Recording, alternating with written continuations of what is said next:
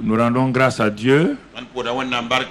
Nous sommes dans le mois de juin, mois de la communion avec le Saint-Esprit. Et c'est dans ce sens-là que la profondeur appelle la profondeur sera basée sur le séminaire séminaire de Pentecôte. Et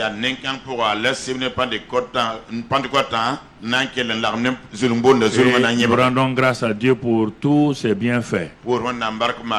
Et ce matin, nous disons merci pour sa grâce et tout ce qu'il fait dans nos vies. Que son nom soit béni et que sa grâce soit manifestée abondamment. Notre titre ce matin, Dieu nous éclaire avec sa parole et nous conduit par son esprit. C'est déjà l'introduction donc en même temps au séminaire donc de Pentecôte. Tout le mois de mai, tout le mois de juin, on sera sur le Saint-Esprit. Sur le Saint-Esprit.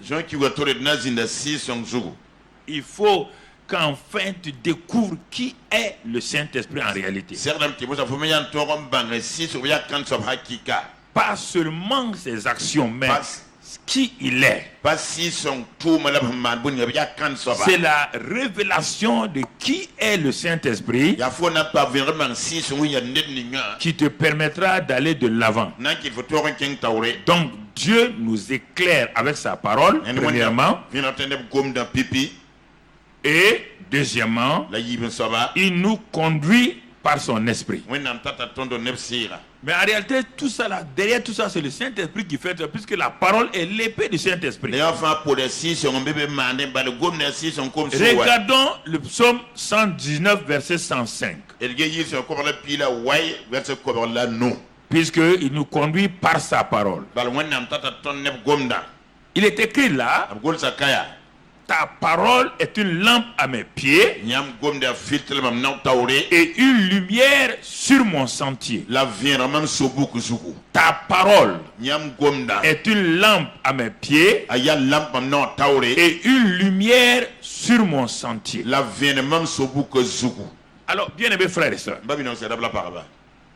quand Dieu dit quelque chose, il n'a pas dit la prière est une lampe. Il n'a pas dit la louange est une lampe. Il n'a pas dit le jeûne est une lampe. Il dit, puisque tu es en train de marcher, tu es en train d'aller vers la destination finale qui est donc le paradis. Mais et comme tu es vivant encore sur la terre, Dieu te dit, mon enfant, que tu sois au lieu de travail, que tu sois en voyage, n'oublie jamais, ma parole est une lampe et une lumière. Une lampe à tes pieds, quelque chose qui te permet de savoir où tu mets les pieds, de voir les trous et les cailloux. C'est ça, à tes pieds là, pour que tes pieds ne heurtent pas et que tu ne tombes pas dans un trou. C'est ça d'abord la parole.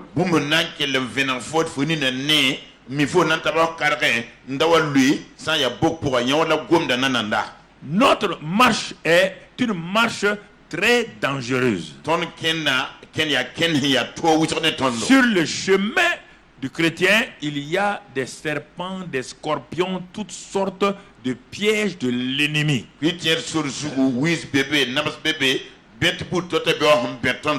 Alors c'est pourquoi Dieu dit, si tu t'attaches à ma parole, si tu te nourris de ma parole, il dit, mon fils, ma fille, elle sera une lampe à tes pieds. Et ensuite, ça c'est pour tes pas que tu mets les uns derrière les autres. Mais en même temps, elle va t'éclairer. Une lumière sur ton chemin. Ça te permet de regarder à tes pieds. Et ça te permet de voir le futur. Ça te permet de savoir que 2 ou 3 kilomètres, c'est comme le système de la voiture code phare. Code phare. Tu comprends? Si tu veux savoir si à 500 mètres ou 1 kilomètre il y a un danger, tu envoies. Mais s'il n'y a rien, tu n'as pas besoin. Tu mets tout juste, ça te conduit. C'est ça qu'on dit, c'est la parole de Dieu. Alors pourquoi beaucoup de chrétiens titubent et tombent? Parce qu'un homme qui marche sur un chemin dont il ne voit pas les dangers, c'est tout un problème. Ça va sûrement et certainement le créer des difficultés. Il va tomber, il va se relever, mais il y a des endroits, il va tomber sans pouvoir se relever. Parce que l'ennemi lui a préparé un piège terrible.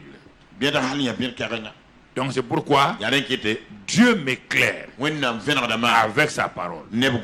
Quand je suis dans l'obscurité, par rapport à une décision, je vais d'abord à la parole. Je cherche à savoir quelle est la pensée de Dieu concernant ce problème. Je ne cherche pas à savoir quelle est la pensée du pasteur, ni la pensée de mon père ou de ma mère. La pensée divine est supérieure à toutes ces pensées. Dans Ésaïe 55, il est écrit que vos pensées ne sont pas mes pensées. Il dit mes pensées sont supérieures à vos pensées. Alors je fais appel à la pensée divine. Je fais appel à la pensée divine. Et quand la pensée divine m'est donnée, alors, qu'est-ce qui se passe? Elle m'éclaire. Elle me permet de prendre la bonne décision. C'est cela, mon frère, ma soeur. Nous avançons encore. On va dans le Proverbe 20 et au verset 27. Il dit, pour nous aider, le souffle de l'homme est une lampe de l'Éternel. Il pénètre jusqu'au fond des entrailles. Regardons maintenant ces deux déclarations. Ces deux déclarations. Première déclaration, la parole de Dieu est une lampe à mes pieds. Donc, ça c'est extérieur. Pour mes décisions, pour ma marche, pour mes relations. C'est une lampe qui m'éclaire. Une lumière sur mon sentier, sur mon chemin. Mais là, Dieu m'aide. C'est là où le Saint-Esprit va intervenir. La parole de Dieu, Dieu m'éclaire avec ça. Maintenant, quel est le rôle du Saint-Esprit? On me dit, dans Proverbe 20 maintenant, au lieu de souffle là, dit l'esprit de l'homme est une lampe de l'Éternel. Il pénètre jusqu'au fond des entrailles. Mon esprit est la lampe intérieure.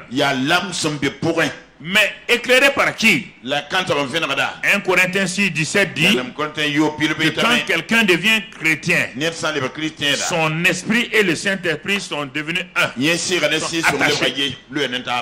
Et en ce moment, dans mon être intérieur, le Saint-Esprit qui a régénéré mon esprit devient ma lampe intérieure. Au cas où je n'ai pas compris la parole de Dieu, pour une décision, la garantie est à l'intérieur. Le Saint-Esprit me dit, ne va pas ici. Mais pourtant ta parole a dit. Non, c'est moi qui ai le dernier mot. La parole de Dieu t'éclaire. Mais c'est moi, Saint-Esprit, qui connais le chemin. Mais là où tu veux aller là, est-ce que la parole de Dieu t'a dit où est-ce que tu dois aller? Ah, tu dis tu veux voyager. Et tu prends le psaume 121, c'est ça. Il me conduit à l'aller comme au retour. C'est vrai. Saint-Esprit te dira. Mais est-ce que c'est écrit quel jour tu dois voyager? Avec quel cas? Ça c'est mon rôle.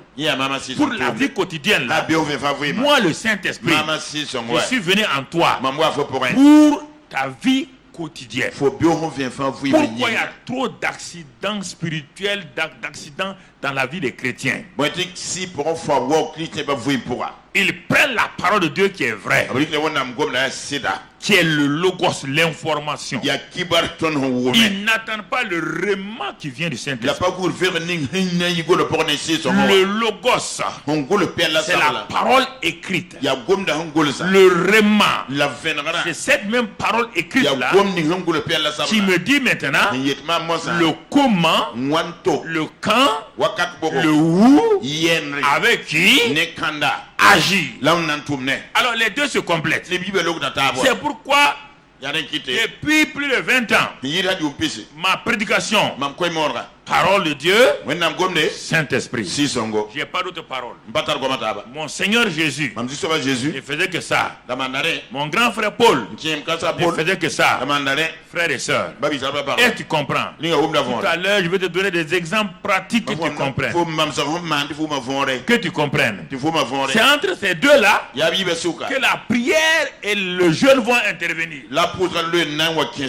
Donc, tu vois, la parole me permet de regarder au dehors, de voir ce que je vais faire là.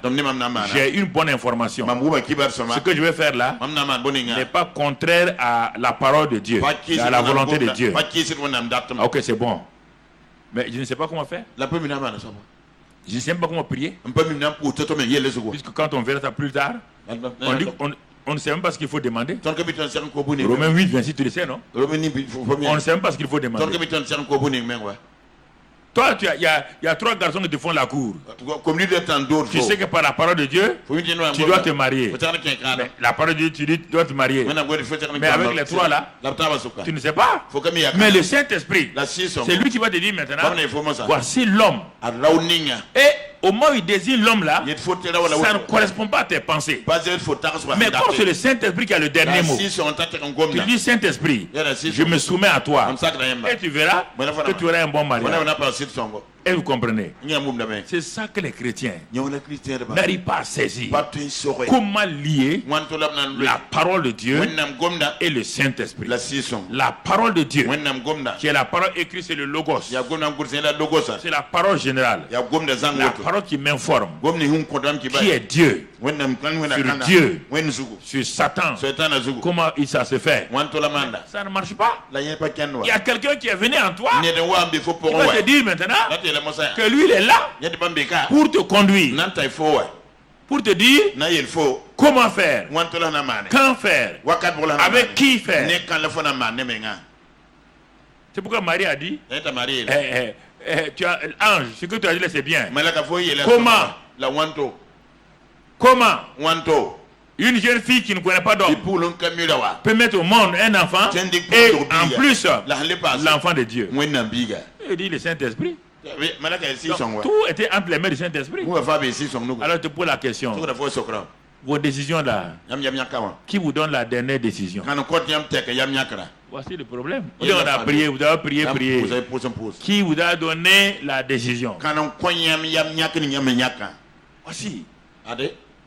Parce que les gens vivent le christianisme au premier niveau, un niveau primaire. Il s'agit, on va prier, on va louer, on va prier. Oui, ça c'est niveau prière, ça c'est les enfants. On dit quand tu étais enfant, tu agitais comme un enfant. Quand tu deviens adulte, tu agis comme un adulte. Hein? Quand un enfant dit à un enfant, il faut faire ta prière avant de dormir. Qu'est-ce que l'enfant dit? Il dit, hey, papa bon Dieu, je vais dormir. Donne-moi un bon sommeil, un bon rêve Amen. Toi, là, 32 ans encore, Papa, mon Dieu, donne-moi un bon rêve. Amen. Toi aussi. Il faut progresser maintenant. C'est ça le problème.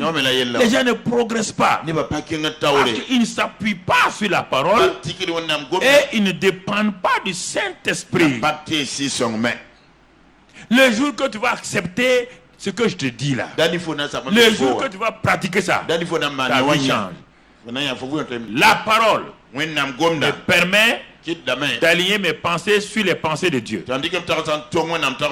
Et mon esprit qui est régénéré, qui est en moi. C'est ça qui fait de moi un enfant de Dieu. Je suis enfant de Dieu parce que mon esprit est régénéré. Et le Saint-Esprit vit dans mon esprit. Maintenant, il est venu pour me conduire. Alors, mon frère, ma soeur, qu'est-ce qu'il fait? Allons dans Romains 8, 16. On va te dire qu'est-ce que l'Esprit fait maintenant. Romains 8, verset 16. Qu'est-ce qu'il fait? On dit l'Esprit lui-même rend témoignage à notre esprit que nous sommes enfants de Dieu. Je vais m'arrêter là quelque temps. Toi, tu es chrétien, je n'en disconviens pas. Mais je te pose une question. On te dit ici, le Saint-Esprit lui-même rend témoignage à ton esprit que tu es enfant de Dieu. Peux-tu te lever et me dire à quel moment le Saint-Esprit a rendu témoignage à ton esprit? C'est ça. Beaucoup de gens ont fait des proclamations, mais ils n'ont pas su que le Saint-Esprit devait témoigner à leur esprit, pas à leur âme, pas à leur corps, à leur esprit. Écoutez, c'est pourquoi tu es un chrétien yo-yo. Parce que tu n'as pas reçu un témoignage intérieur du Saint-Esprit dans ton esprit que tu es enfant de Dieu. On est enfant de Dieu par l'esprit. Il ne faut pas dire cassetto,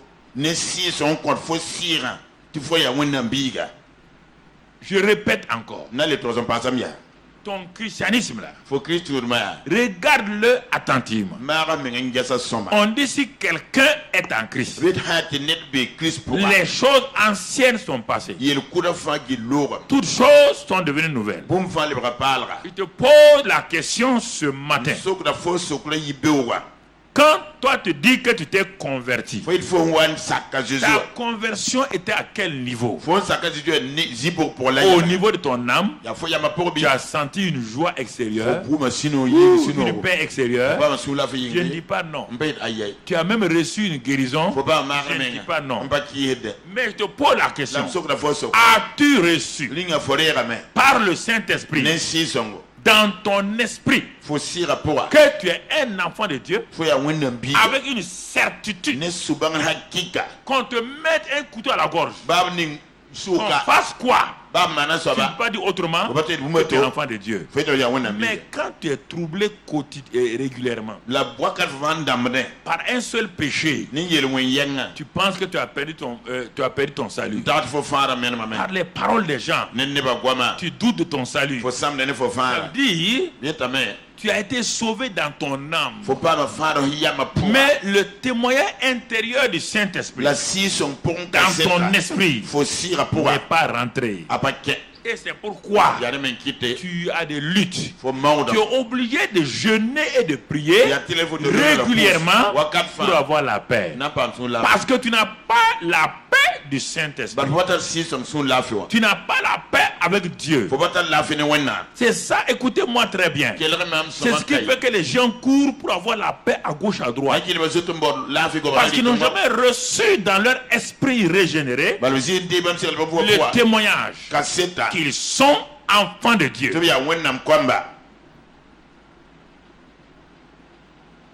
C'est pourquoi on voit beaucoup de chrétiens. Ils montent, ils chantent. Il n'y a rien de stable. 5 ans de christianisme, ils sont déjà vieux. Et ils vieillissent au lieu de mûrir. Quand ils ont 25 ans de christianisme, au lieu de mûrir dans la 30e année, ils vieillissent. C'est différent. Ils vont à l'église vieux en esprit. Au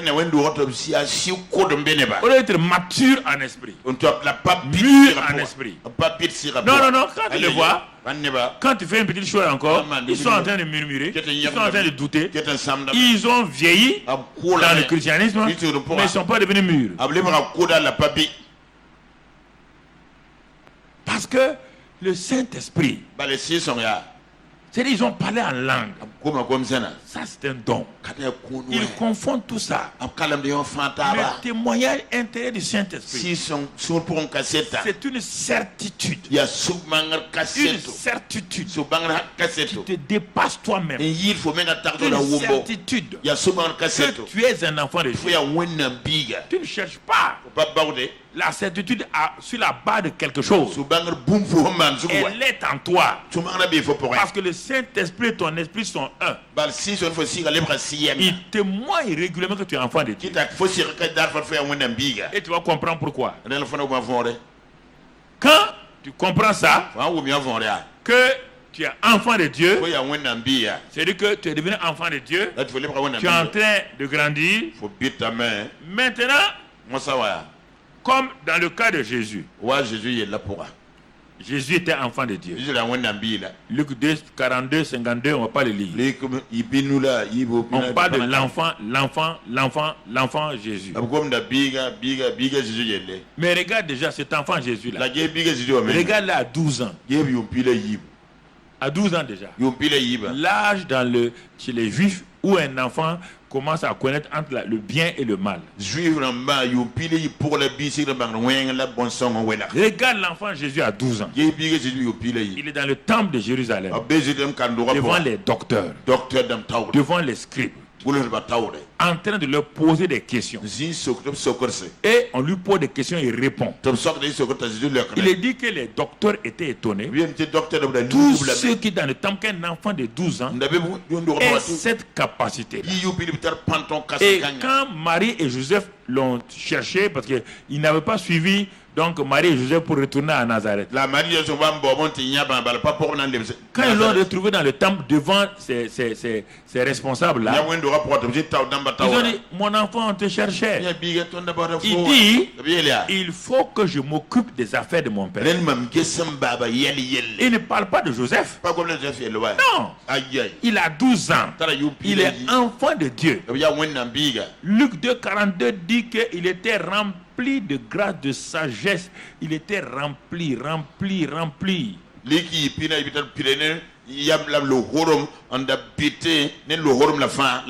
2, 52 dit qu'il croissait. Ça, c'est l'enfant de Dieu qui croissait. Et c'est pourquoi il était soumis à Marie et à Joseph. Il n'a jamais contredit donc ses parents adoptifs là. Jamais, il est écrit là-bas. Il n'était jamais, donc il n'a jamais fait l'insoumission. Ça, c'est l'enfant. Pourquoi? Parce que dans son esprit là, son esprit est le Saint, puisque il a été conçu par le Saint-Esprit dans le sein de Marie. Marie n'a fait que recevoir l'enfant là dans tout. Le sang de Marie n'est pas dans Jésus, hein? Jamais. C'est comme une couveuse. Dieu l'a placé là-bas. Il n'a pas été touché par un sang humain pour être gardé de toute forme de péché. Est-ce que vous comprenez? Maintenant, regardez l'autre élément. Verset 14 de Romains 8. Car tous ceux qui sont conduits par l'Esprit de Dieu sont fils de Dieu. Le verset 16 nous dit, pas confondre les deux termes. Enfants de Dieu et filles de Dieu sont différents. Écoute-moi. Il dit le témoignage du Saint-Esprit me donne de savoir que je suis enfant de Dieu. Et comme si je sais que je suis enfant, ma vie change. Ma vie a changé. Je suis passé de l'enfant de Daouda Karambiri à l'enfant enfant de Dieu. Maintenant, Dieu est mon père. Comme l'enfant Jésus dit, il faut que je m'occupe des affaires de mon père. Puisque ce n'est plus moi qui me conduis, ce n'est plus moi, c'est le Saint-Esprit en moi. Le Saint-Esprit commence à m'enseigner. Tu es un enfant de Dieu. Un enfant de Dieu ne se comporte plus comme ça. Il ne fait plus de bagarres. Ah? Ma chair veut faire la bagarre. Ma chair n'est pas née de nouveau. Ma chair n'est pas renouvelée. Dans Galates, il est écrit que bien que nous soyons héritiers, nous ne savons pas quel est notre héritage. Nous ne connaissons pas notre héritage de guérison, notre héritage de prospérité, notre héritage de victoire sur Satan. Nous ne connaissons pas tout ça. Mais le Saint-Esprit qui est en nous, doucement, m'amène pas de réaction, ne va pas ici. Comme il sait que je ne comprends pas, comme un enfant ne comprend pas, comme un enfant qui a 4 pattes ne sait pas que c'est le feu qui est là. L'enfant est en train d'avancer vers le feu. Quand il voit le feu, lui il voit les lumières du feu du moins les flammes là qui bougent là, ça attire l'enfant. Mais l'enfant ne sait pas que c'est du feu qui peut le brûler. Qu'est-ce que la maman fait ou la nounou fait? Elle prend l'enfant, la main de l'enfant, elle met un peu dans le feu. Quand ça brûle, demain, l'enfant a une association d'idées ce qui est comme ça là et la douleur là, donc l'enfant évite. C'est ça que le Saint-Esprit fait quand on est enfant. Mais si tu ne sais même pas que tu es enfant de Dieu, regarde comment tu n'as pas changé. Tu es chrétien depuis combien? Tu n'as pas changé. Les mêmes choses que tu avais à 15 ans. Escroquerie, mensonge.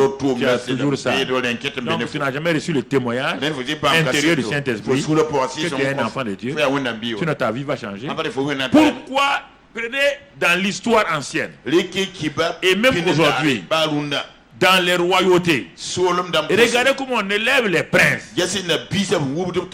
Regardez la discipline qu'on donne aux princes. On dit aux princes qu'un prince ne marche pas comme ça. Un prince ne marche pas comme ça. Un prince ne fait pas comme ça. Il se tient droit. On est en train de le former pour devenir un roi. Toi, tu deviens chrétien. Dieu te conduit à la royauté. Mais tu ne veux pas cette royauté. Cette royauté ne peut pas se faire si tu n'es pas soumis au Saint-Esprit. En tant qu'enfant de Dieu, le Saint-Esprit est venu en toi pour diriger ton caractère, pour changer ton caractère. Toi, tu veux les bénédictions. Le Saint-Esprit veut le changement de caractère. Et c'est pourquoi bien que l'enfant soit multimilliardaire, on ne remet pas entre ses mains, n'a qu'à pleurer, on ne lui remet pas entre ses mains son héritage. Il ne sait pas comment gérer. Personne ne va mettre entre les mains d'un enfant qui est héritier. Il est héritier, son père a 10 avions. On ne va pas lui dire d'aller prendre le volant de l'avion et conduire l'avion. Personne. Tu n'as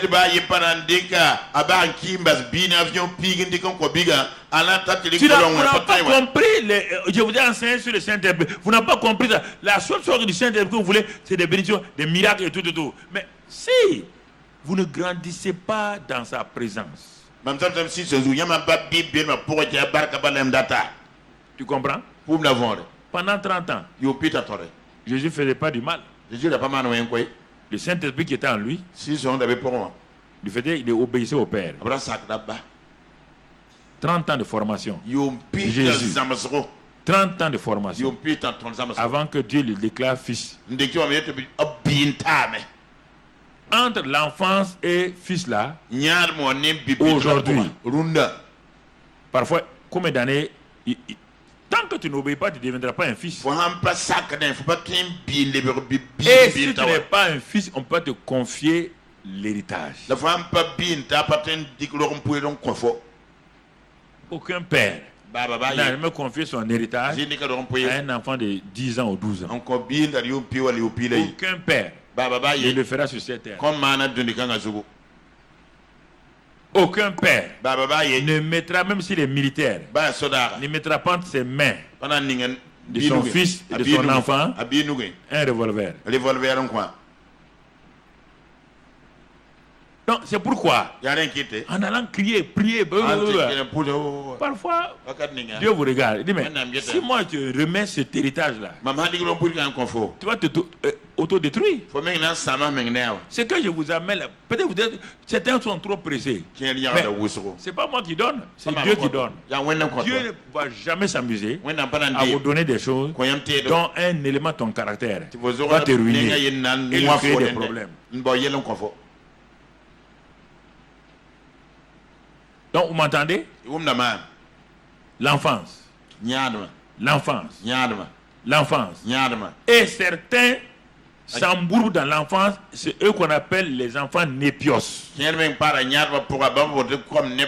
enfants gâtés. Un enfant gâté, c'est quoi?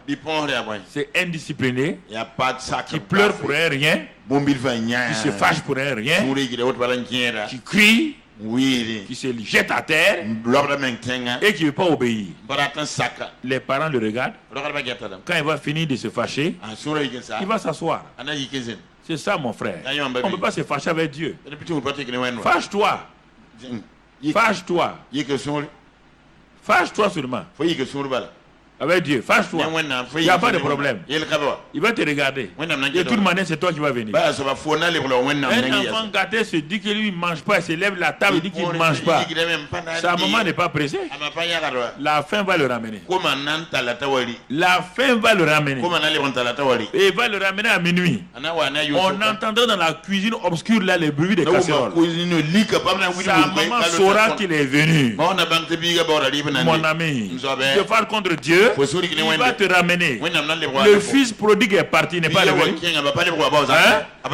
Voilà. Il est parti. Il a pris le trésor là. Il n'est pas mûr. Il n'est pas mûr. Il dit, donne-moi mon héritage. Le père dit, petit, tu n'es pas mûr. Il a pris. Quand il est parti, il a tout gaspillé. Il était assis dans une porcherie.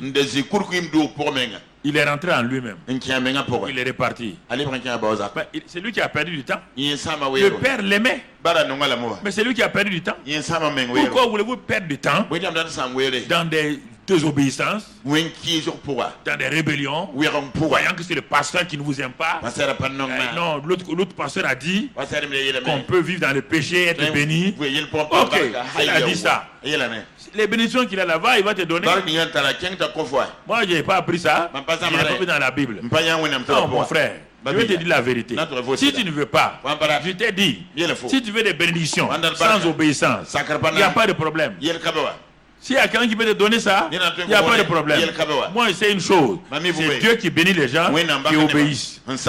Dans Acte 5, 32, il dit ça. Il ne faut pas le lire. Voilà, donc.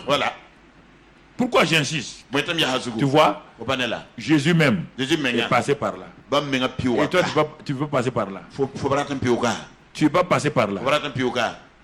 Tu ne peux pas passer par une enfance où le Saint-Esprit témoigne régulièrement que tu es un enfant de Dieu. Tu es un enfant de Dieu. Un enfant de Dieu se comporte comme ça. Ce n'est plus la loi. Non, c'est le Saint-Esprit qui est en toi. Un enfant de Dieu ne dit pas comme ça. Un enfant de Dieu ne va pas ici. Un enfant de Dieu ne vit pas comme ça. Il est en toi. Personne. Tu te tournes, tu regardes. Non. C'est celui qui est en toi qui te parle. C'est celui qui est en toi qui est en train de parler.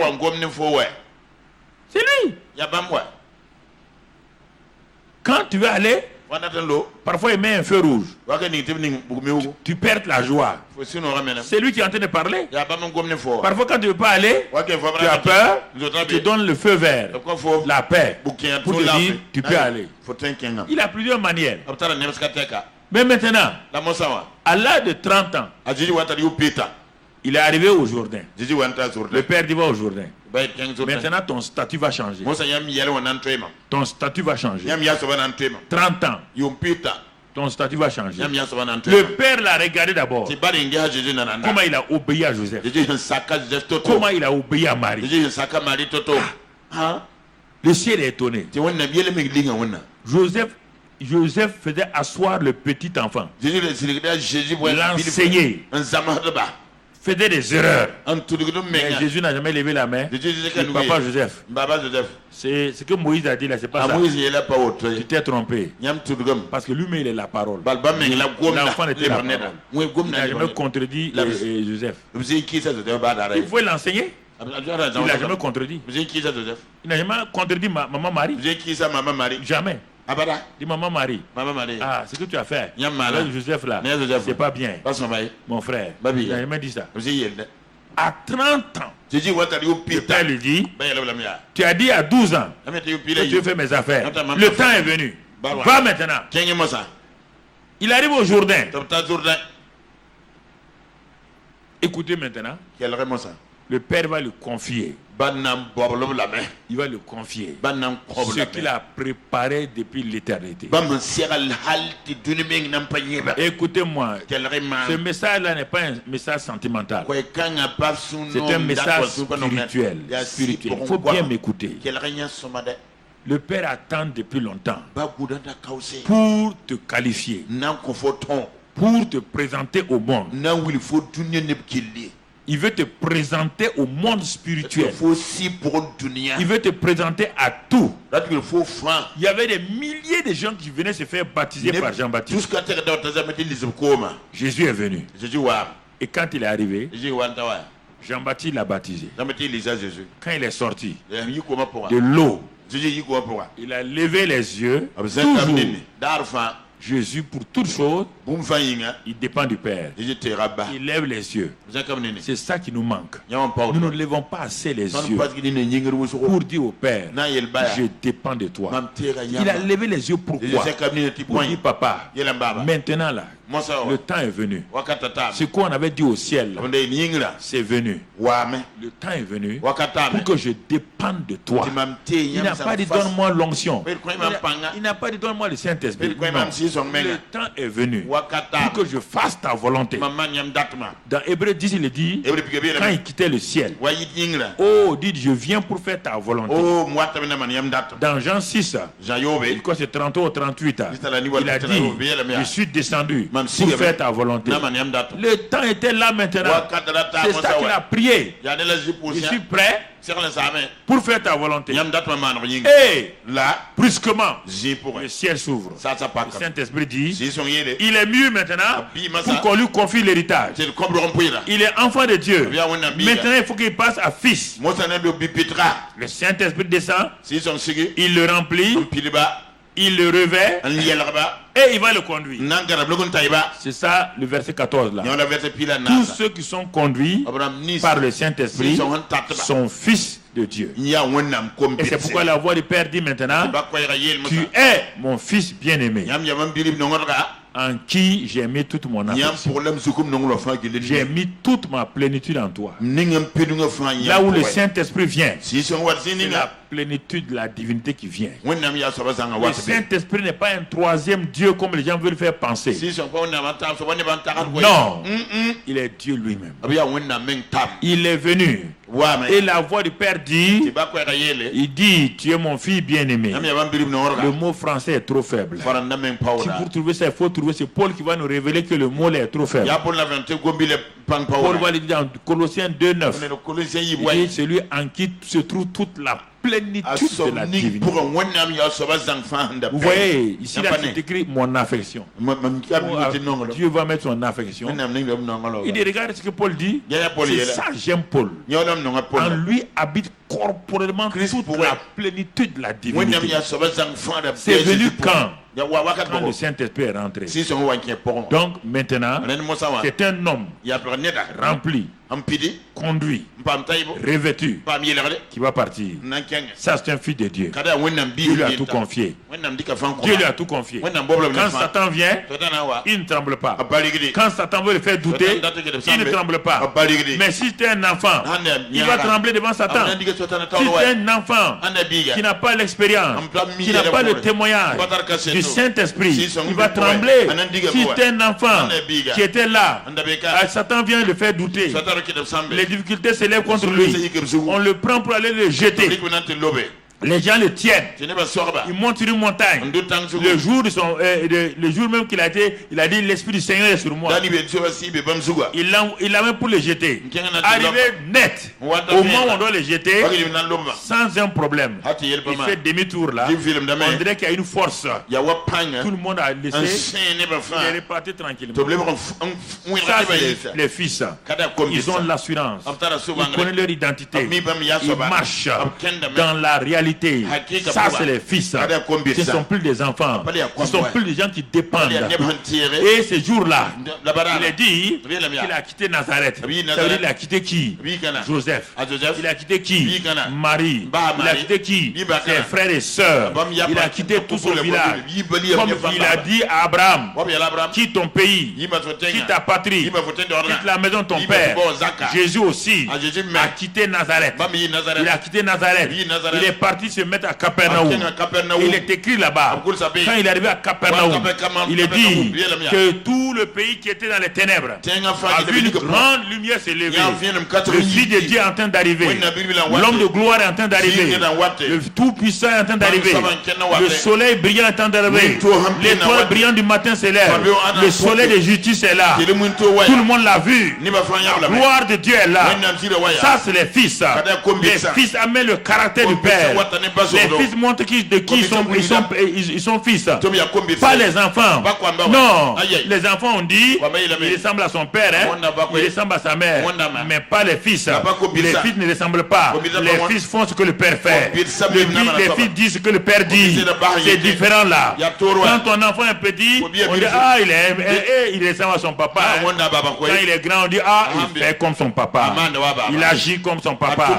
C'est ça la gloire des fils. C'est ça la gloire des fils. C'est ça que le Saint-Esprit fait. Tu ne le connais pas. Tu parles en langue. Tu es édifié. Formidable. Mais quelle est la communion avec lui? Quelle est ta communion avec lui? Toute la question est là. Regarde, Jésus a dit regardez l'héritage du fils. Il rentre dans la synagogue. On lui donne le livre d'Ésaïe. Il tourne jusqu'à Ésaïe 61. Il sait que son héritage est là-bas. Pourquoi il n'a pas lu ça? Quand il est parti au temple là, quand il parlait au docteur là, pourquoi il n'a pas lu Ésaïe 61? Quand il était enfant, il a dit donner beaucoup de paroles. Sauf ça. Il n'a pas donné ça. Il n'a pas le droit de donner ça. Mais quand maintenant, il est rempli du Saint-Esprit, il s'en va et il prend le rouleau, il l'ouvre à Ésaïe 61. L'Esprit du Seigneur est sur moi parce qu'il m'a oint. Et il a déroulé son programme de gouvernement de 3 ans et demi. Il m'a envoyé pour que les cœurs, pour que je prêche aux pauvres. Renvoyer libre les opprimés. Il dit aujourd'hui cette parole est accomplie. En 3 ans et demi il a terminé son programme. Il a dit au papa dans Jean 17, j'ai fini, j'ai achevé. Maintenant il reste le gros lot. C'est la croix là. Non pas ta volonté, ma volonté, mais ta volonté. Il est allé. Quand il est allé, quand on l'a crucifié, il a dit tout est accompli. Ça c'est le fils. Les fils obéissent.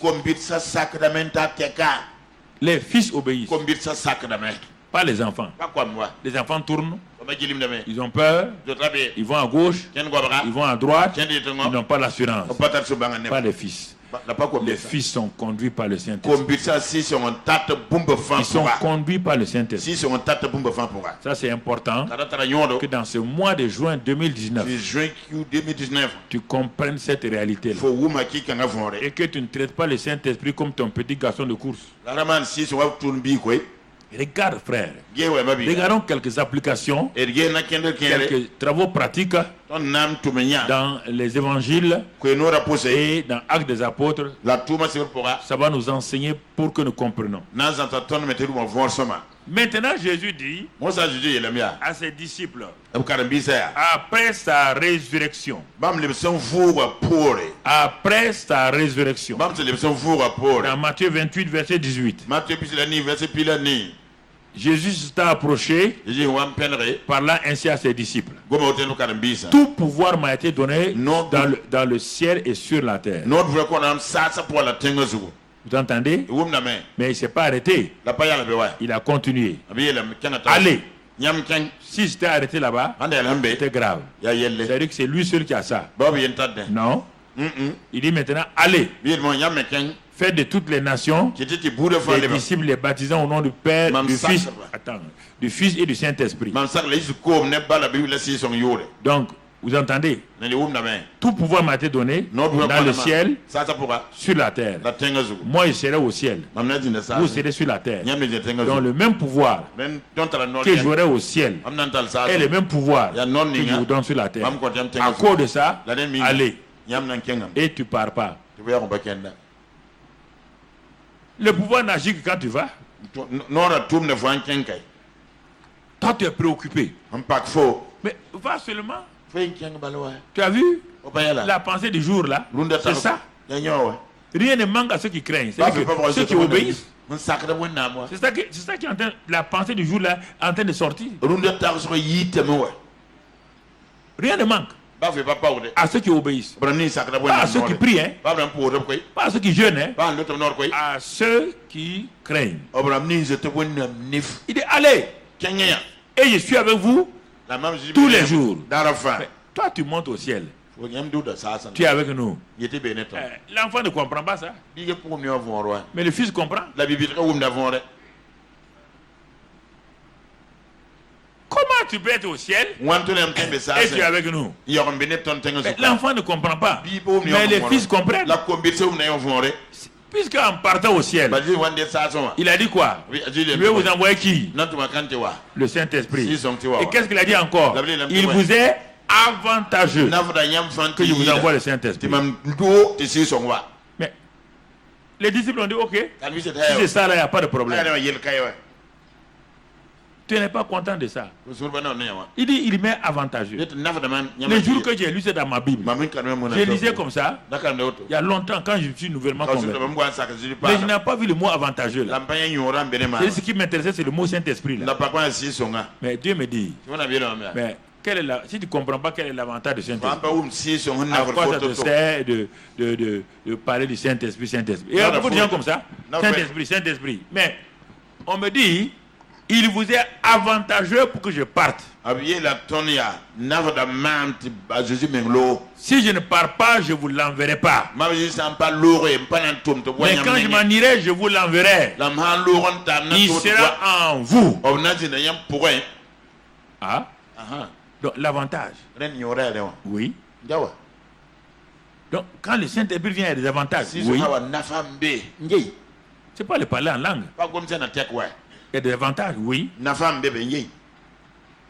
Mais quels sont les avantages? Toi, tu ne lis pas la Bible. Comment tu vas les connaître? Tu vas aller prier pour quelque chose qui est dans la Bible. Tu ne comprends pas les gens? Vous voulez aller prier pour quelque chose qui est ici.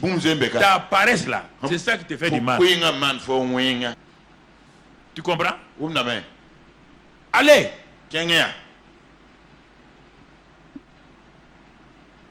Quand il disait, il y a un homme qui n'était pas là, il s'appelle Paul. Il n'était pas présent physiquement. Il n'était pas converti. Mais quand il a été rempli du Saint-Esprit, textuellement comme Jésus, Paul a suivi le schéma de Jésus textuellement. Pierre ne l'a pas enseigné. Jean ne l'a pas enseigné. Il ne les connaissait même pas. Il n'était pas là-bas quand Matthieu 28 était déclaré. Mais dès qu'il a été converti, à Damas même, il a commencé à prêcher l'évangile. Le Saint-Esprit est comme ça. Saint-Esprit lui a dit, mais quand moi je viens là, c'est pour témoigner, c'est pour prêcher. Tout de suite, il a commencé à prêcher que Jésus est le Christ. Il a commencé à aller partout. Il n'a pas attendu qu'un pasteur se réunisse, fasse un séminaire sur l'évangélisation, la prière. Non, non, non.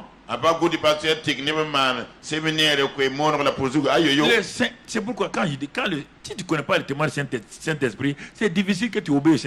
Tu ne sais même pas qu'est-ce qu'il fait. Tu ne sais même pas.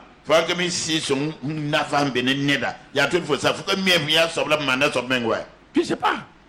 Vous traînez les pas, vous êtes désobéissant. Il vous dit d'aller vous réconcilier. Il dit prends soin de ton mari. Tu ne prends pas soin de ton mari. Prends soin de ta femme. Tu ne prends pas soin de ta femme. Prends soin de tes enfants. Et toi, ce que tu veux seulement, promotion, élévation, accélération. Dieu n'est pas ton petit garçon de course. Est-ce que vous comprenez? Le Saint-Esprit, on doit l'honorer. On doit le respecter. On doit l'élever. On doit obéir. Et en ce moment-là, s'il voit que tu es un enfant, il peut te faire entrer dans la maturité. Tu n'as pas vu même dans le monde naturel. Il y a des enfants, quand on les voit, les gens disent, ah, ton enfant est devenu mûr. Hein? Pourtant, il a quel âge? Il a encore 10 ans. Mais tout le monde dit, ah, ton enfant a mûri vite. Hein? Si naturellement, un enfant peut mûrir un chrétien aussi, s'il obéit, peut mûrir vite. Il y a des chroniques qui sont vieux chroniques. 25 ans de christianisme. Ah, tu sais, je ne comprends pas. Ce qui m'arrive tous les jours, je ne comprends pas. Mon ami, si tu es un toto spirituel, débrouille-toi. Non, mon ami, tu vois, il a dit allez. Allez. Paul est sauvé. Il n'a pas entendu aller. Mais le Saint-Esprit en lui. Jésus n'est plus là physiquement. Mais le Saint-Esprit est là. C'est la même chose. Il dit qu'il vous dira les mêmes choses. On n'a pas besoin de Jésus physiquement ici. Il est intercesseur pour nous là-haut. On a besoin que le Saint-Esprit qui est en nous là, nous soyons en communion avec lui. Et il est venu en nous.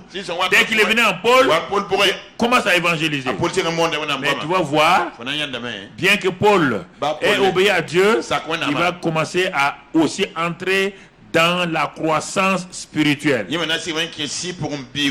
Il a obéi. C'est en obéissant qu'on apprend. Acte 16. Paul a commencé, il est converti dans Acte 9. Acte 10, acte 12, 13, tout ça là, on va le voir dans acte 16 maintenant. Il est en train d'aller et évangéliser. Et il passait par les villes. Il recommandait aux gens d'observer les décisions des apôtres, des anciens de Jérusalem. Regarde,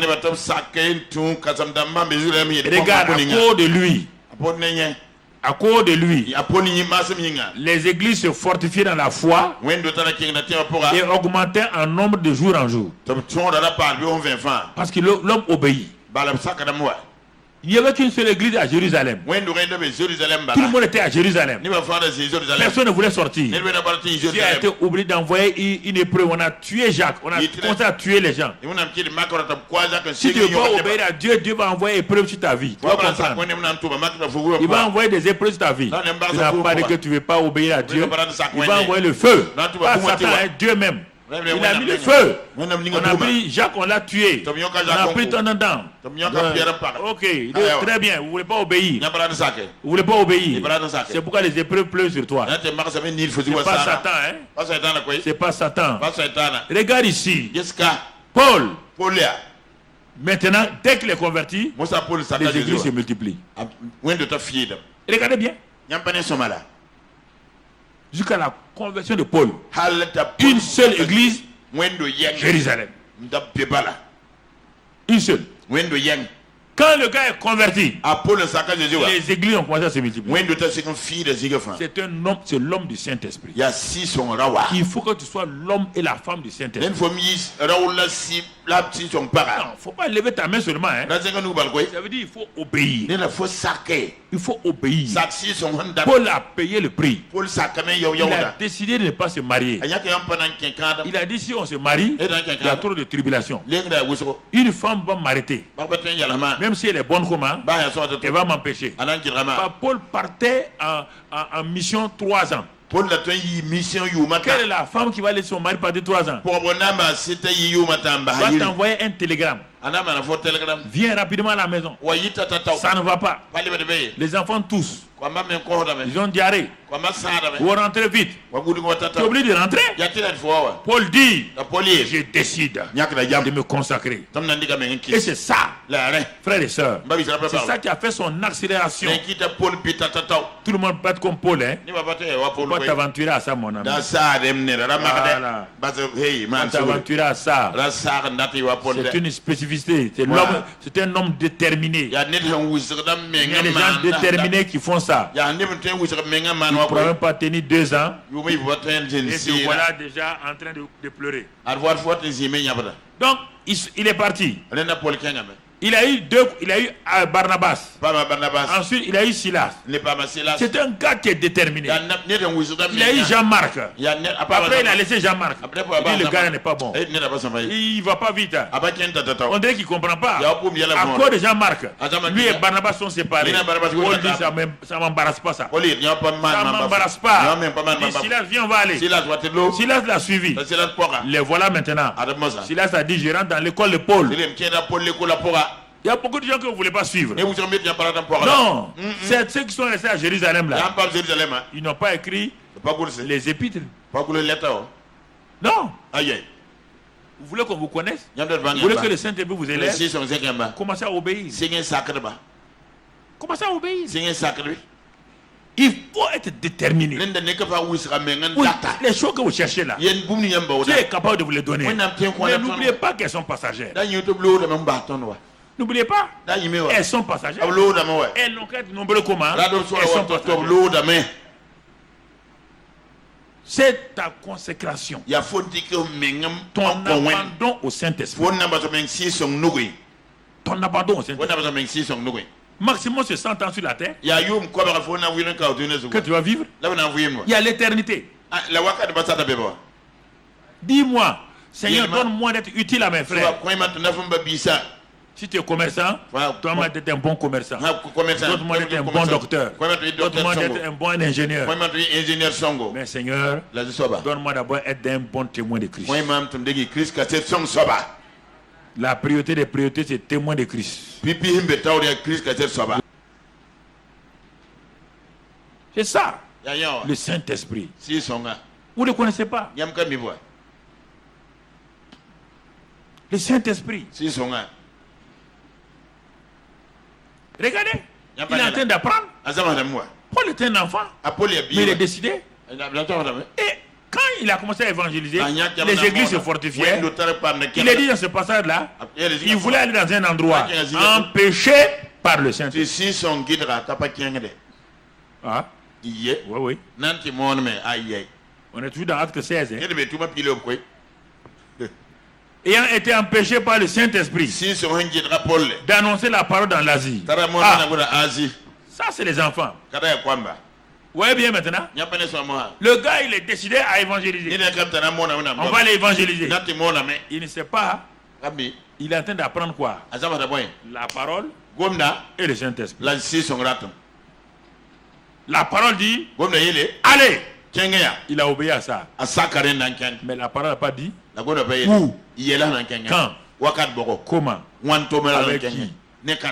Maintenant il s'en va. Le Saint-Esprit dit il dit ah non, ça doit être le diable. Le Saint-Esprit c'est pas le diable. Il dit l'Asie est réservée pour quelqu'un d'autre. Il l'empêche d'aller. Paul dit ok, nous obéissons. Il traversait la Phrygie et le pays de Galatie. Arrivé près de la Mysie, il s'est disposé à entrer en Bithynie. Mais l'Esprit de Jésus ne leur permit pas. Vous croyez qu'il est venu dire, hey, coucou, Paul et Silas, je vous interdis. Non. Saint-Esprit ne parle pas comme ça. Quand il y a des voix là, fais attention à ça. Saint-Esprit parle par la voix intérieure. Témoin à votre esprit. Témoin à votre esprit. Il vous conduit par votre esprit. Il ne leur permet pas. Mais nous on veut évangéliser. Non, pas n'importe où. Il y a des endroits où tu pars évangéliser. Tu viens de créer un problème. Tu vas soulever toute la population contre toi. Après, tu vas dire que tu es persécuté. Non. Il y a un temps. Il y a un moment. Avec qui? Jésus-Christ était conduit tout le temps comme ça. Quand il voulait rentrer en Samarie, ils ont dit non. Il a dit à ses disciples là, laissez tomber.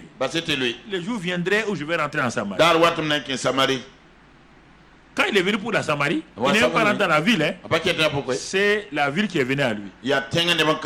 C'est pas mieux encore. Au lieu d'aller dans la ville vient à toi. Ça montre que tu es important. C'est ça le problème. Il ne faut pas dire on va aller faire ceci. Non. Êtes-vous conduit par le Saint-Esprit? Êtes-vous conduit? Dans vos affaires, c'est la même chose. Il y a tel marché là. Toi, tu as vu que le marché là, le bénéfice là, 200 millions. Ça va résoudre tous mes problèmes. Tu as demandé au Saint-Esprit qui est en toi. Il connaît la fin d'un marché. Avant le commencement. Tu as demandé au Saint-Esprit, est-ce que ce marché là est pour toi? Non. Simplement, on t'a fait un truc comptable là. On dit voici le cash flow. Voilà, tant. Ça t'attire. Tu rentres là-dedans. Tu vas sortir de ça, moins 200 millions. Tu es ruiné. Tu déposes le bilan à cause d'un pas de trésorerie. Il faut faire attention. Le Saint-Esprit conduit les gens. C'est ça. N'allez pas ici. N'allez pas là. Vous allez quand même. Ne te marie pas à telle fille. Ne te marie pas à tel homme. Tu te maries quand même. Aujourd'hui là, tu n'as qu'à aller chez n'importe qui là. On ne peut pas te délivrer. C'est ton sacerdoce comme ça. Jusqu'à la fin de ta vie là, c'est ça mon amour. Les coups là pleuvent sur toi. Tu l'as cherché? Faut accepter. Dis à Dieu, donne-moi d'être patient. À la fin de mon voyage, je serai couronné. Mais pour le moment, tu es coordonné de quelqu'un. Faites attention. La parole du Saint-Esprit. La parole du Saint-Esprit. Maman, vous voulez que vos filles se marient. Vous êtes pressé. On va dire que ma fille a vieilli dans la maison. N'importe quel ventre bossu que votre enfant vient vous montrer. Il a emprunté la veste de quelqu'un. Emprunté un sac. Aller louer une voiture. Et ça, toi une maman.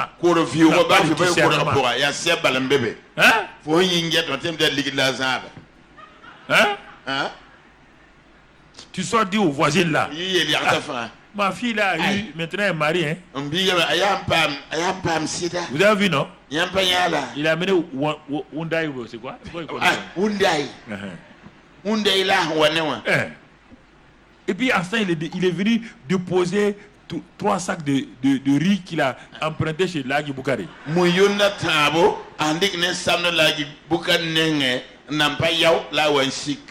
Tu es en train de manger les souffrances de ton enfant comme ça. Maintenant quand il se marie, l'homme a changé, il n'a pas changé. Il n'a jamais changé. Jamais. Personne ne change dans le mariage. Il a enlevé le voile. Il a enlevé le voile.